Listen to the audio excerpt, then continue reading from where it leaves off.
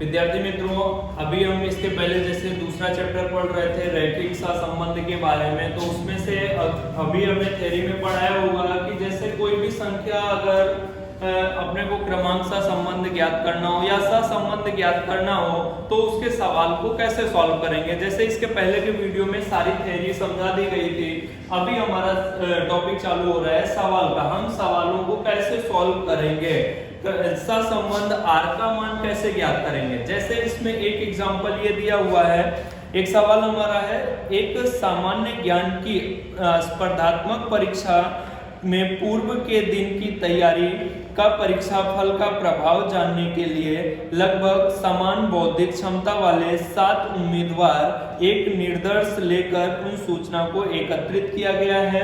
जो सूचनाएं हमारी हैं, वाचन घंटा, मतलब जो वो पढ़ रहे हैं वो कितने घंटे पढ़ रहे हैं यहाँ पे ये दिखाया गया है, और उनका गुणांक मतलब परीक्षा में प्राप्तांक क्या है।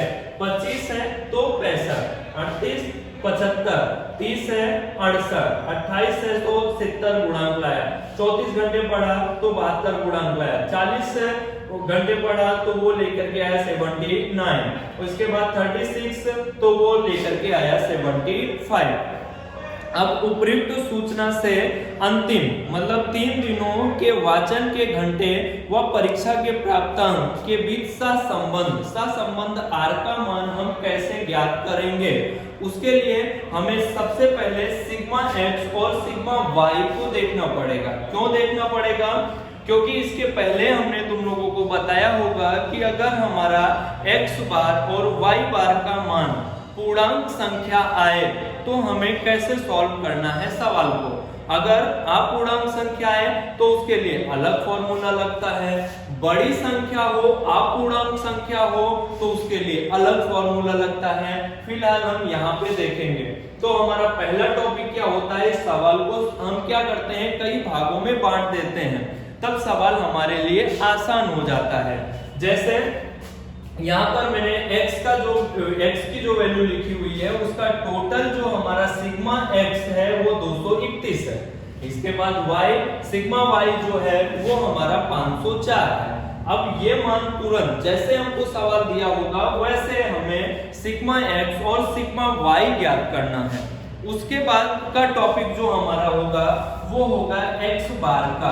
x बार के लिए x बार का सूत्र हम कैसे जानते हैं, 10वीं क्लास में अपने को पढ़ाया गया होगा, पदों का योग बटे पदों की संख्या। तो यहाँ पे पदों की संख्या देख लेते हैं, 1 2 3 4 5 6 7 संख्या है, मतलब पदों का योग सिग्मा x बटे इसको लिख सकते हैं n। x बार बराबर सिग्मा x की वैल्यू कितनी है 231 बटे n की वैल्यू कितनी आई, अभी हमने गिना था 7 आया था। अब इसको हम भाग देते हैं तो यहाँ पे 7 का पहाड़ा पढ़ना पड़ेगा, 7 एकम 7, 7 तिया 21, यहाँ पे था हमारा 23 में से 21 आया, बचा कितना 2 के साथ में 1 लगा, वापस हुआ हमारा 21 और 7 तिया 21, मतलब x बार का मान हमारा अभी जो आया हुआ है वो पूर्णांक है। पर अभी हमको यहाँ पे देखना पड़ेगा y बार का मान पूर्णांक है कि नहीं।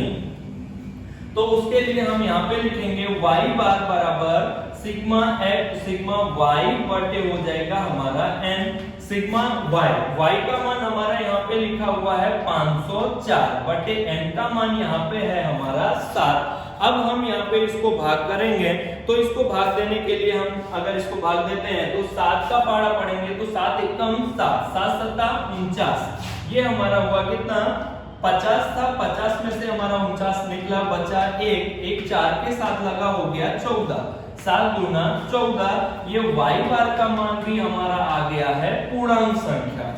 अगर x बार और y बार दोनों का मान पूर्णांक संख्या आ गई है तो हमें फॉर्मूला लगाना होगा r बराबर sigma x minus x bar into y minus y bar बटे under root sigma x minus x bar का होल स्क्वायर गुणे under root sigma y minus y bar का होल स्क्वायर। इस फॉर्मूले का यूज यहाँ पे किया जाएगा, तो हम लिख देते हैं फॉर्मूला r बराबर sigma x minus x bar into y minus y bar बटे under root sigma x minus x bar का whole square into sigma y minus y bar का होल स्क्वायर। इस फॉर्मूले का यूज करेंगे।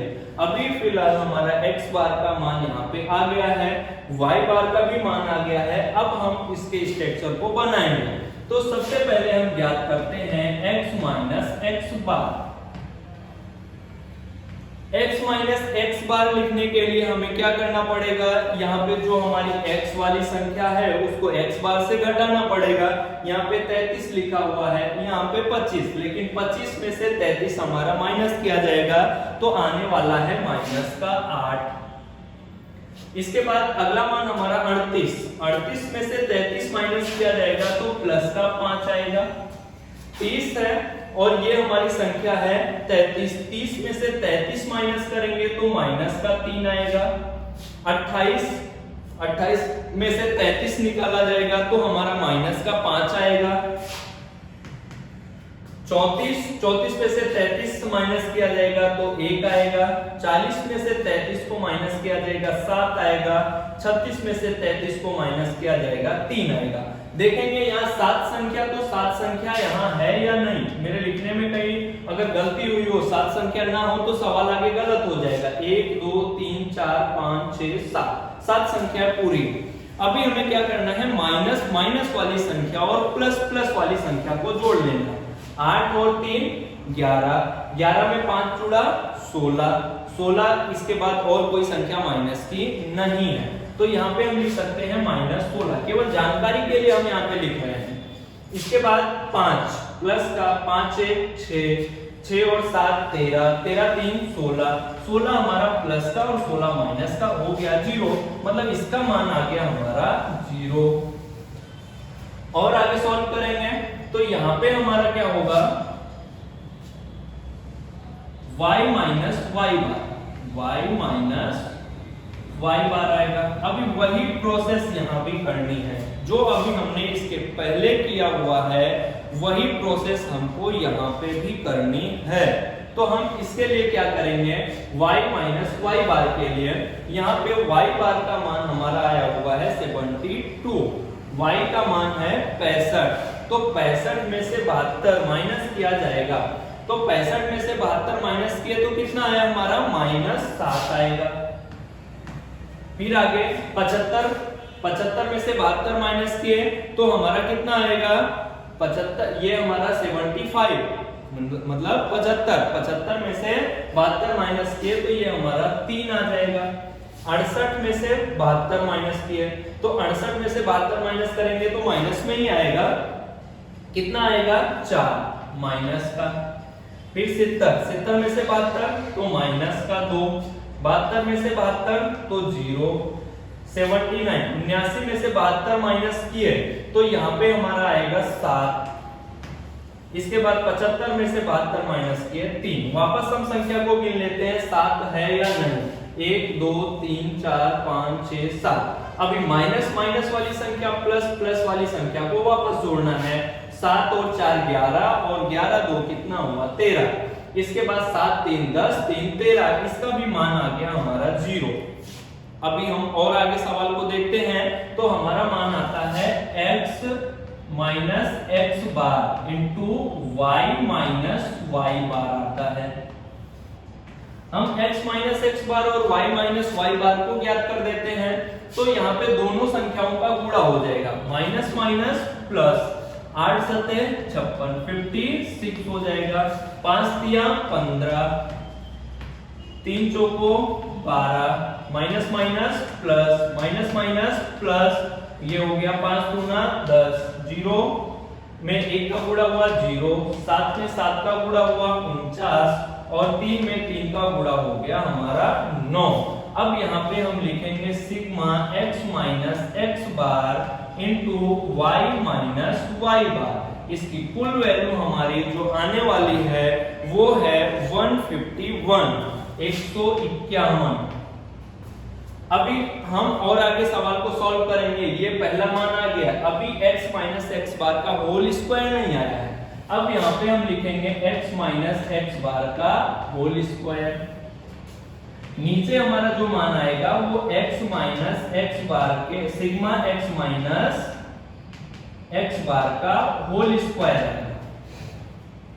यहाँ पे 8 का स्क्वायर 64 हो जाएगा, इसके बाद 5 का स्क्वायर 25 आ जाएगा, इसके बाद 3 का स्क्वायर 9 आ जाएगा, और आगे सॉल्व करेंगे तो 5 का स्क्वायर 25 आ जाएगा, 1 का स्क्वायर 1 आ जाएगा, 7 का स्क्वायर 49 आ जाएगा, और आगे 3 का स्क्वायर हमारा 9 आ जाएगा।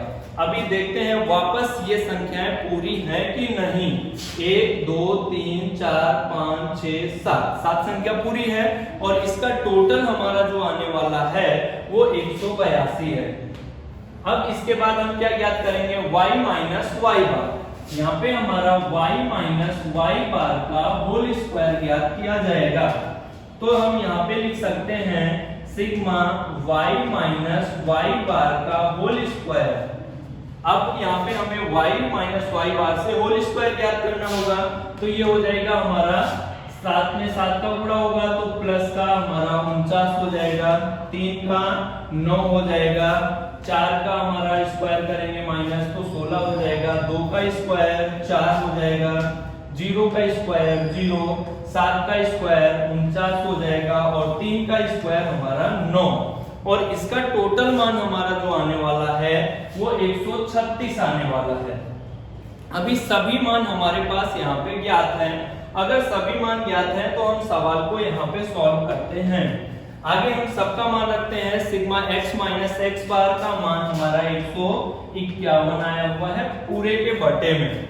Under root sigma x minus x bar का स्क्वायर हमारा आया हुआ है 182।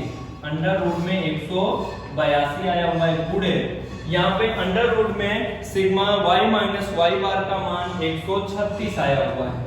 फिर हम क्या करेंगे, पूरी संख्या लिख करके 182 लिख करके अंडर रूट की बटन अगर हम दबाते हैं या और आगे इसको सॉल्व करते हैं तो ये हमारा हो जाएगा 151 पूरे के बटे में दोनों अंडर रूटों का यहाँ पे गुणा करवा दिया गया है, तो ये हमारा आ जाएगा 24,752।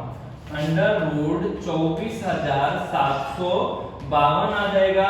वापस हम ऐसा कह सकते हैं कि अंडर रूट की बटन दबाएंगे, तो अगर हम अंडर रूट की बटन दबाते हैं तो हमारा आ जाएगा, यहाँ पे लिख सकते हैं 151 बटे 157.32, और आगे पॉइंट में जो संख्या लिखी हुई है वो 7 लिखी हुई है। और आगे सॉल्व किए तो ये, और आगे जब हम सॉल्व करेंगे तो ये संख्या हमारी आ गई 0.95। अब हमारी संख्या 9598 आ रही है, तो हम सार्थक अंक जानते हैं, इसलिए इसको हम लिख सकते हैं 96, और यहाँ पे लगभग का चिन्ह लगा देंगे तो हमारी r की वैल्यू जो आने वाली है लगभग में लिखी जाती है 0.96। अभी हमें सॉल्व करना है जो संख्याएं हम पूर्णांक, अगर x बार और y बार का मान हमारी पूर्णांक संख्या आती है तो इस विधि से सवाल को सॉल्व करना है।